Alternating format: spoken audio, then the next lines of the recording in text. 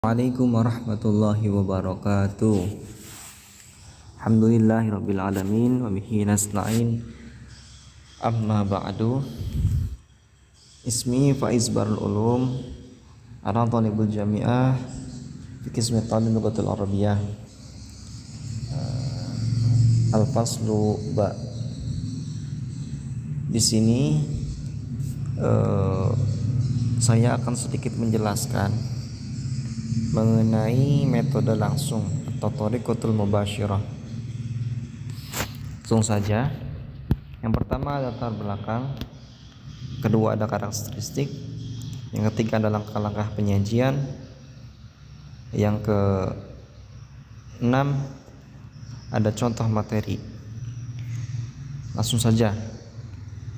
Latar belakang dari metode langsung atau metode mubasyirah, thariqatul mubasyirah ini muncul akibat ketidakpuasan terhadap hasil pengajaran bahasa dengan metode gramatika terjemah yang dikaitkan dengan tuntunan kebutuhan nyata di masyarakat. Maka pendekatan-pendekatan baru mulai dicetuskan oleh para ahli bahasa di Jerman, Inggris, Prancis, dan lain-lainnya, yang membuka jalan bagi lahirnya metode baru yang disebut metode langsung. Salah satunya para ahli itu adalah François Goin pada tahun 1880 sampai 1992. Kemudian yang kedua ada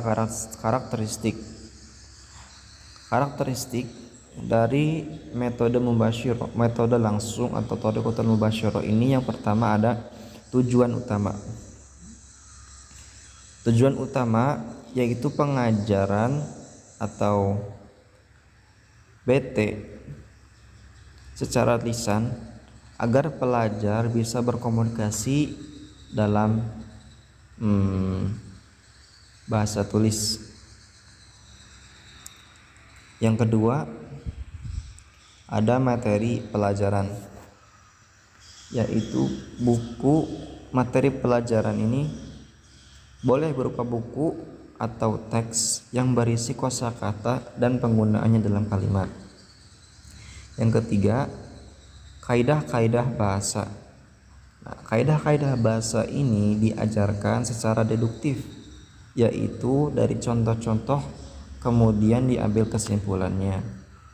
Yang keempat ada kata-kata konkret, yaitu diajarkan melalui demonstrasi berupa gambar atau benda langsung. Yang kelima ada komunikasi lisan, dilatih secara cepat melalui tanya jawab yang terencana. Jadi komunikasi ini boleh dilakukan secara dengan cara itu bertanya dan menjawab secara terstruktur atau sudah direncanakan. Yang keenam ada kemampuan berbicara. Kemampuan berbicara yaitu berupa menyimak kedua-duanya yang dilatihkan. Terus yang ketujuh ada guru dan siswa memberikan stimulasi.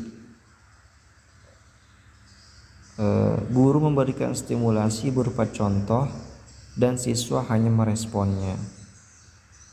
Yang kedelapan pelafalan dan tata bahasa, yaitu sesuai ketetapan yang ditentangkan atau ketetapan ini sudah yang ditekankan maksudnya. Yang kesembilan BT sebagai bahasa pengantar atau penggunaan bahasa ibu dalam pelajar dianggap sebagai pelanggaran. Jadi lebih baiknya menggunakan bahasa internasional atau bahasa yang diajarkan. Yang terakhir yang ke-10 itu kelas,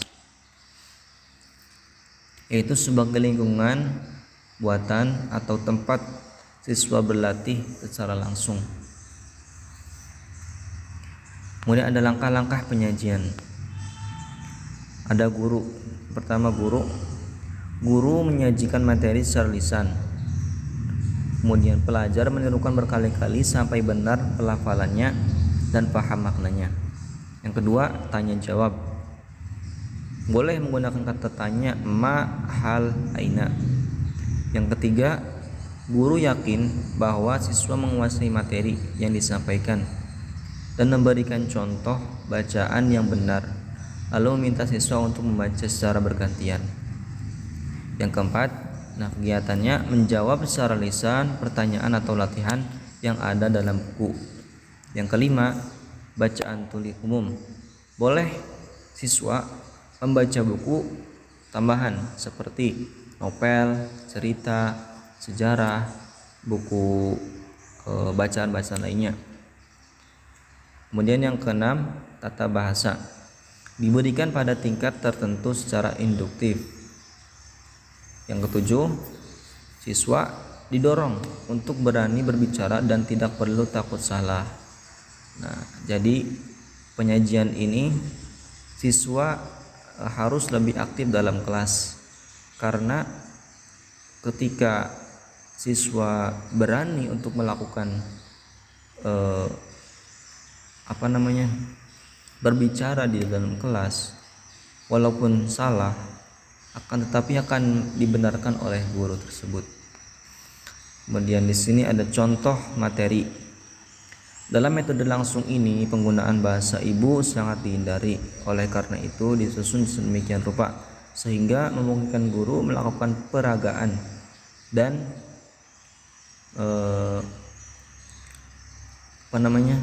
ketika mengenal mufradat dan struktur kalimat yang baru. Contohnya, ad-darsu tsani, saburatun, kurrasatun, tallasatun, mimhatun, mistaratun, nafidatun, minsyatun, miknasatun. Hadhihi mistaratun, hada kitabun, tilka saburatun, dzalika qalamun.